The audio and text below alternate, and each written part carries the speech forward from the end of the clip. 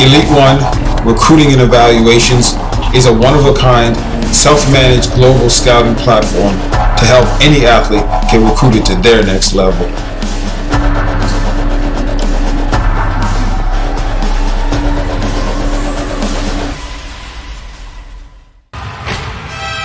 Welcome to the Elite One Recruiting Show. So we got Anthony Thorpe with us today.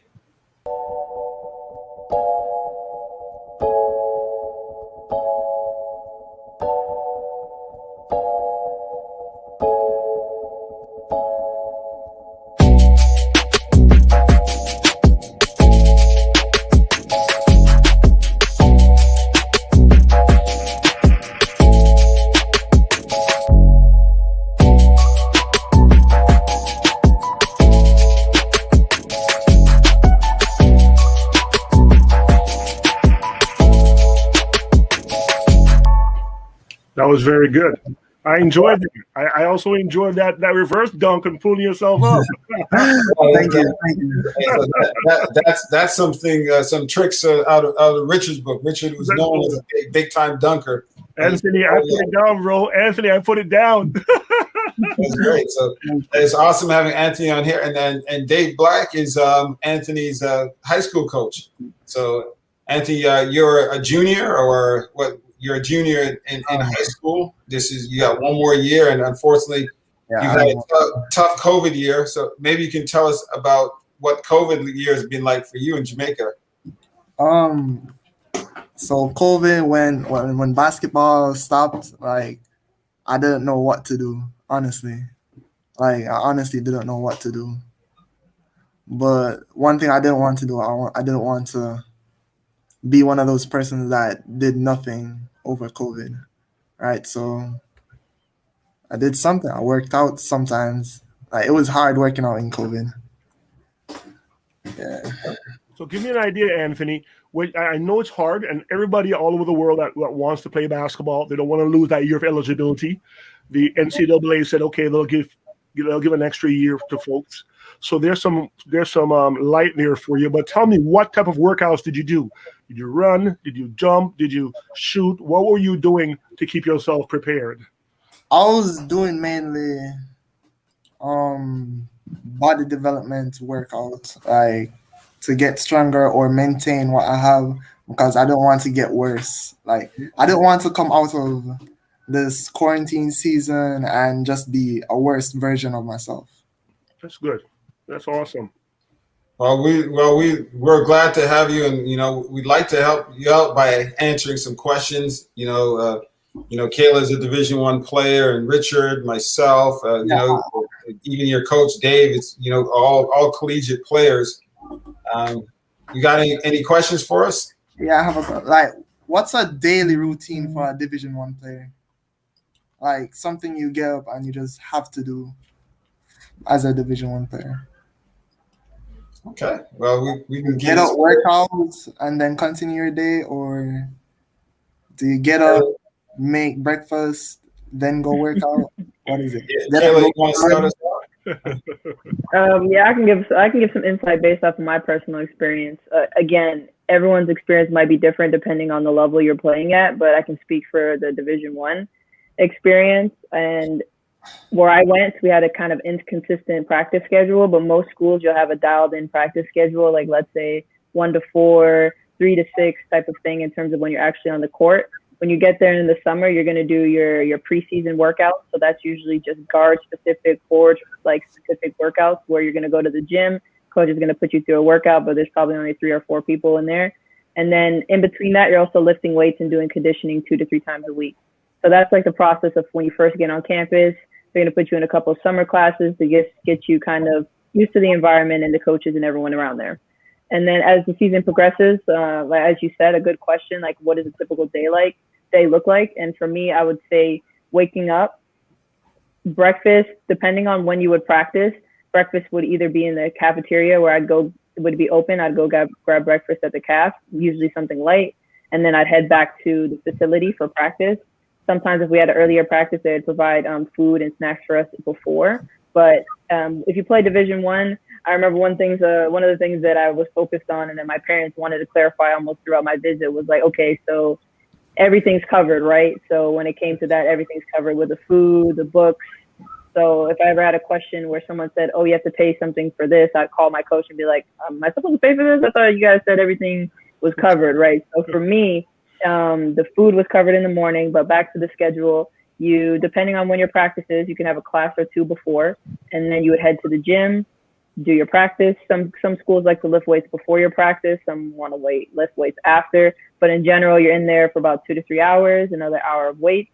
So about anywhere 3-4 hours a day during the season. And then you're going to do classes after. And then freshmen, when I was there, we had a mandatory study hall, study table where you had to go and around 6 or 7 o'clock at night. And all the freshman athletes were in there, and we would do a study table just for an opportunity to do your homework. So just to reiterate, when you get up to when you go to sleep, you're constantly doing something. So the more you can get used to kind of preparing your mind to that, it keeps you busy. But that's the schedule, and that's what it looked like for me. Yeah, that was an awesome rundown for you, Anthony.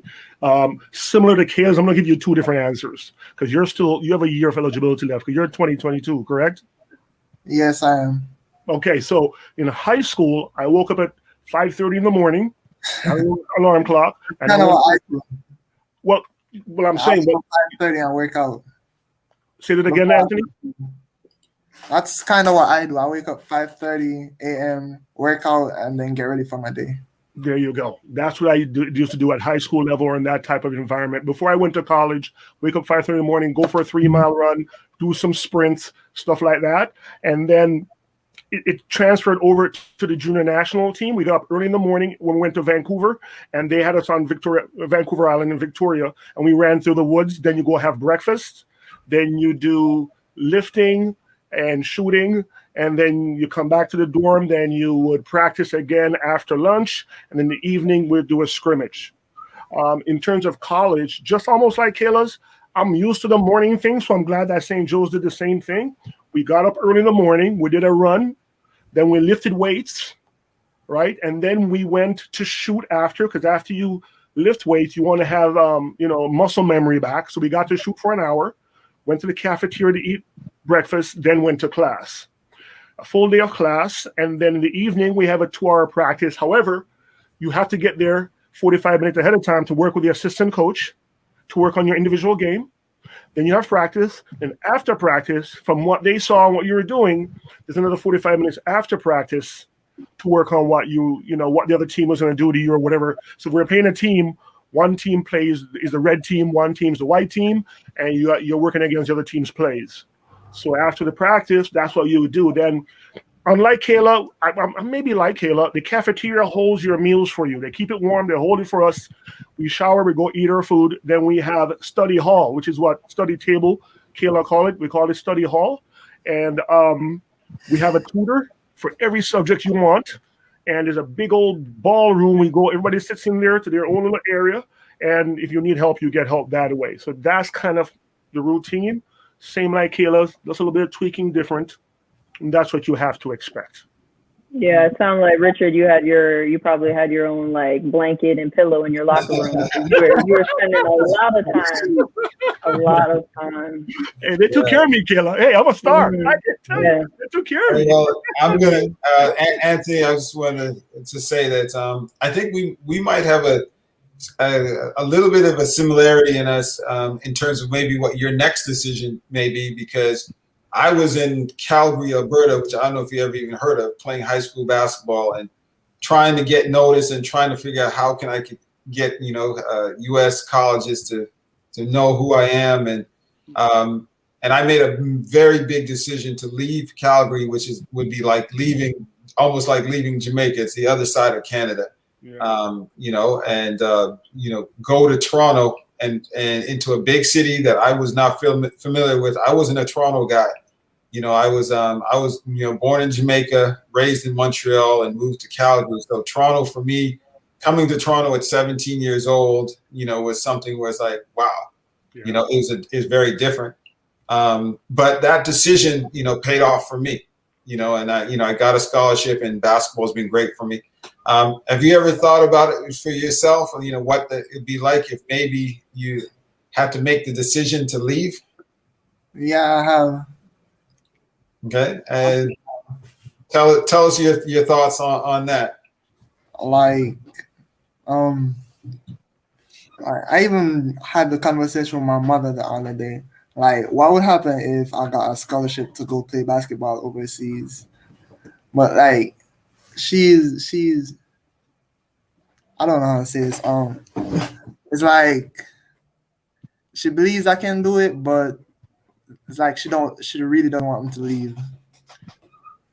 Mama wants her baby to stay home. That's okay. Mama wants her baby to stay with her, and that's hard. And that's normal. That's normal.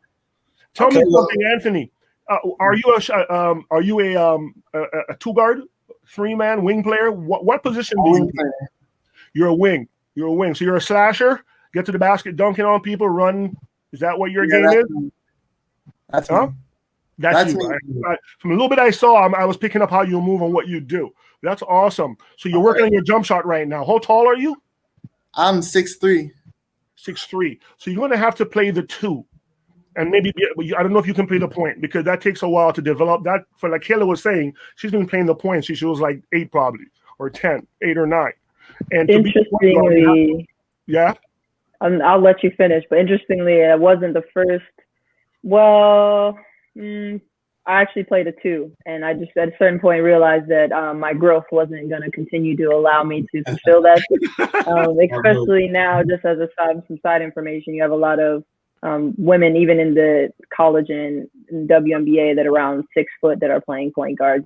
So for me, being around 5'7", it was kind of a position that after a while, but originally it's actually funny. It was definitely a shooting guard. Yeah. So for Anthony, you've got to get a lot of shots up. You have to be able to hit the outside shot, work on your ball handling, and to be able to defend that position. The 2-guard position is one of the hardest positions in basketball nowadays. Before, back in my day, it would be the big man, the center. It's hard to move those guys down there. Those guys will kill you down there. But in this day and age, it's the 2-guard. Bradley Beal, guys like that, right? Kevin Durant, guys like that. Just flat out score will kill you. So you're going to have to, my friend, work on your defense. Make sure you can guard people, angle them to the side. Don't let them get down the middle on you. Okay? Find out what his weak hand is. If you see a guy who can't use his left, you're pushing him left the whole day long. And work on your jump shot. Okay, my friend? At 6'3", have a jumper. And I think those are the 3 things: dribbling, jump shooting, and defending. Hey, well, let's hear from his coach. We got his coach here. So, Anthony, we're going to find out from your coach, get some insight as to, what your potential is like and what it's like coaching you. It's good. I was coaching Anthony from he was 14. He was outstanding from age 14 from his first day at basketball. He adapted really fast, and he was a leader from that day till now for our team. What do you think, Coach Dave? What do you think his best attribute? If your guys are down by 3, you guys are down by 4. Other than his leadership, you say he's a leader. What do you think? Give him the ball and what? What do you think? I think finish with contact and finishing above the rim is best. Nice. Oh wow, there you go. That I can tell you got a lot of power. So Anthony, once you go ahead, it's about you. So let's hear some questions. What are the questions you have for us? Oh, I have one other question. What's like for someone in my position? What's the process of getting overseas scholarship? Okay. Well, I can start that because there's 2 sides to it. There's probably a bunch of sides to it. There's the academic side of it, and the academic qualification side of it. And I know, for all of us, with the exception of this year, you would have to take an SAT, ACT. I heard that the NCAA is actually making an exception this year. So, we're just learning more about that. But typically, we all have to take the SAT, ACT. Dave, is that's pretty normal from the academic side of it? Coming from Jamaica, the expectation, SAT, everyone has to pass SAT, ACT, right? Yeah. Yeah. So that's one thing. So from the academic side of it, the quality, qualifying academically, and then the other thing for you is just from doing your homework standpoint about the game and where you want to go. So if you want to play at a particular school or in a particular conference, then it's understanding that. Like I grew up a huge, I was the Big East. I love the Big East. That's Georgetown, Syracuse, and I was in Villanova. Like back in the day, that was for me that was a conference I loved. I mean, the ACC would have been another one, because I love Duke. Johnny Dawkins was at Duke at the time. So, but understanding the style of play of that conference and that school, is something that doing your homework on that, and then doing your homework on the specific school. Are they even looking for your position in your class? They may not be. They may be looking for somebody like in your position, but it might be 2 years from now in the freshman class. Not in a junior class. So doing your homework, and then I'll let Kayla or Richard, just talk about the type of work ethic, that you also have to display. Either one of you can share with them the type of work ethic that he's got to have to go along with the grades and doing his homework. Go ahead, Kayla. Okay. So already you heard us talk about a typical schedule. So from right off the bat, you can kind of see the amount of work that is required. So I share this a lot with kids that I train. And I think the main thing is if you're not in love with it before it gets to that process, then you're going to have a hard time being committed and getting up every day to give your best effort and to put forth the best effort, because there's a difference between being on a team and then playing on a team, right? So if your goal is to make it, that's one, but is your goal to actually be on the court and compete for a spot? Like there's levels to that, and which each level you progress, there's going to be an increased amount of effort that's going to come from your part.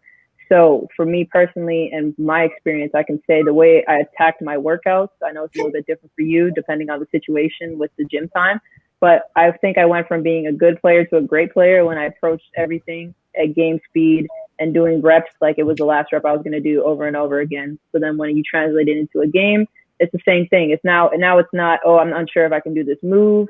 I'm unsure if I'm able to finish and do this, because you've done it so many times. And not only have you done it with repetition, you've done it at a high level. So that's the best summary I can give in terms of the effort has to be there, the love has to be there. And then when you're pushing yourself, don't just do what you've been doing. You have to change it to get to somewhere else that you haven't been, So that's all I can give you right now. Well, the one thing I just want to do also too right now is, Anthony, obviously you could put in all that great work and, get your grades, but I guess ultimately people got to know who you are, right? You need exposure, correct? For us in North America, a lot of us, the AAU circuit, even high school provides that for us. And I know for you down there, you're not directly plugged into AAU or obviously, the American high school system or the North American high school system.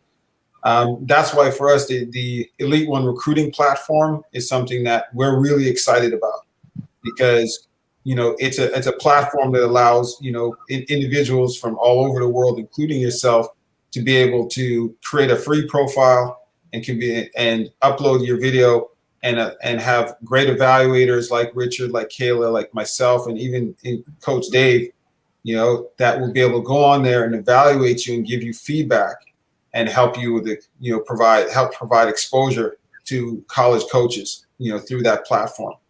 Otherwise, just out of curiosity, Coach Dave, what